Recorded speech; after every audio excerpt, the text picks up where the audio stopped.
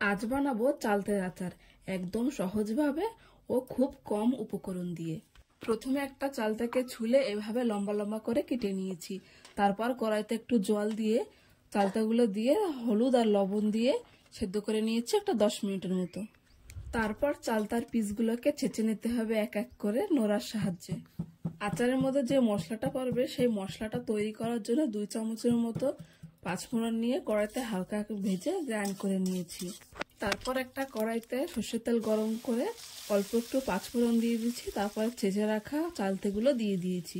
এর মধ্যে হলুদ আর লবণ দিয়ে চালতাকে ভালো মতো ভেজে নিতে হবে, যাতে চালতার জলটা পুরো শুকিয়ে যায়। চালতাতে জল থেকে গেলে আচার নষ্ট হয়ে যায়, তার জন্য জলটা শুকিয়ে নিয়েছি। তারপর গুড় দিয়ে গুড়টা যখন গলে যাবে শেষের দিকে লঙ্কা গুঁড়ো আর ভেজে রাখা মশলা দিয়ে দিচ্ছি। মশলাটা দেওয়ার পর আর একটু সময় ভেজে নিলেই রেডি চালতার আচার।